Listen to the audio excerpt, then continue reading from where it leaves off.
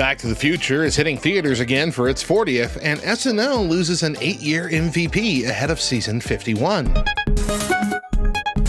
Rise and shine, nerds. I'm Radio Matt, and this is your Monday Nerdy News Brief, catching you up on some of the stories you may have missed over the last few days.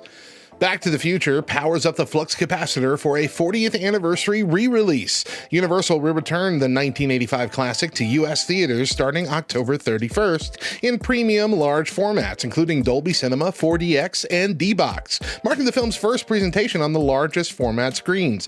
Expect a limited engagement centered on scope and spectacle. Finish him.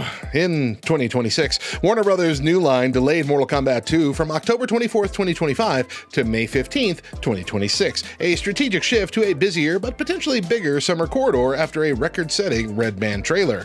The Carl Urban-led sequel now sits between other tentpoles like The Mandalorian and Grogu. First looks at Toy Story 5 teased evil buzzes and Conan O'Brien's new character, Smarty Pants. Destination D23 attendees shared images of a Buzz Lightyear squad and a frog-like tablet villain named Lilypad. Pixar also reaffirmed the June 19th, 2026 date. Consider it Toys vs. Tech. Major SNL shakeup, Heidi Gardner exits after 8 seasons ahead of season 51. Her departure follows exits by Michael Longfellow, Emil Wachim, and Devin Walker as the show revamps for an October 4th, 2025 premiere. Multiple outlets confirmed Gardner's move, originally reported by Variety.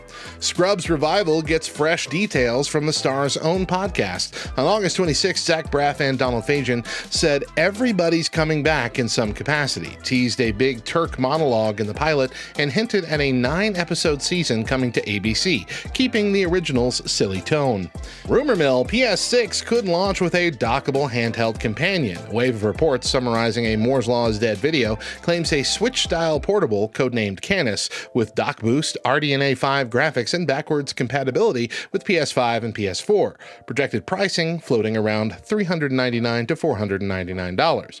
Treat as a rumor until Sony speaks.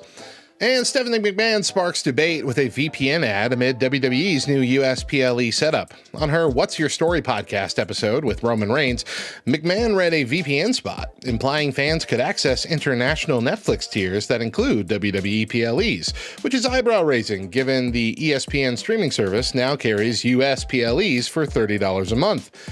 Industry sites say some at ESPN weren't thrilled, though no formal issue is expected. That's it for today's news. Thank you for starting your week off with LTN. Happy Labor Day. I'm Radio Matt, and remember, Jesus loves you, nerds.